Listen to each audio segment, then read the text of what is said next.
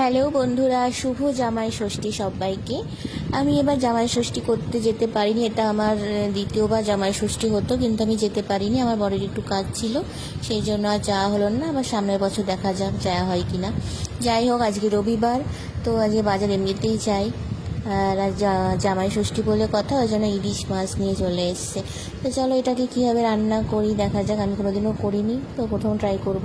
তো চলো রান্নাটা আবার শুরু করা যাক। তার জন্য আমি বাটিতে নিয়ে নিয়েছি 2 চামচ সাদা সর্ষে আর 1 চামচ কালো সর্ষে দিয়ে জল দিয়ে ভালো করে ভিজিয়ে রাখতে হবে। 1 ঘন্টা মতো ভিজিয়ে রেখেছিলাম। একটু পোস্ত দিয়েছিলাম, কিন্তু সেটা ভিডিও করা হয়নি। যাই হোক, আর এদিকে আমি শাক কেটে রেখেছিলাম ধুয়ে বেছে।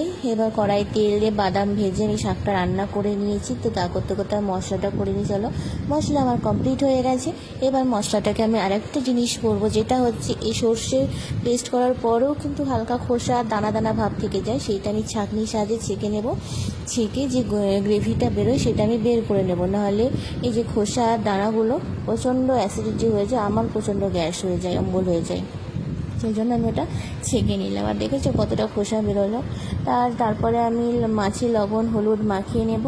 এরপরে আমি একটা বাটি নিয়ে তার মধ্যে ভালো করে সর্ষের তেল মাখিয়ে নিচ্ছি।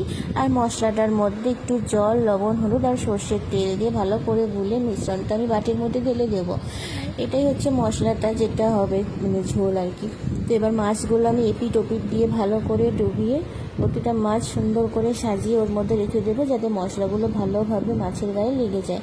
ঠিক আছে, মশলাগুলো দেখো আমি ভালোভাবে এদিক ওদিক করে ভালো করে মিশ্রণ করে লাগিয়ে দিচ্ছি, মশলাগুলো যাতে ভালোভাবে মাছের গায়ে লাগে। তো এবার আমি এটাকে সেট করব। ওর উপরে আমি কটা চিরা কাঁচা লঙ্কা আর ওপর দিয়ে একটু কাঁচা সর্ষের তেল ছড়িয়ে দিয়েছিলাম, যাতে খেতে আর একটু সুস্বাদু হয়। ঠিক আছে, তো আমার এটা কমপ্লিট হয়ে গেল। এরপর আমি গ্যাসে কড়াইয়ে জল দিয়ে ঝিকটা বসিয়ে তার উপর কৌটোটা চাপিয়ে দিয়ে 20 মিনিট ঢেকে রাখতে হবে। নাও চলে এলাম, মাছের ঝোল রেডি। মাছ ভাপা, ইলিশ ভাপা কেমন হয়েছে জানি।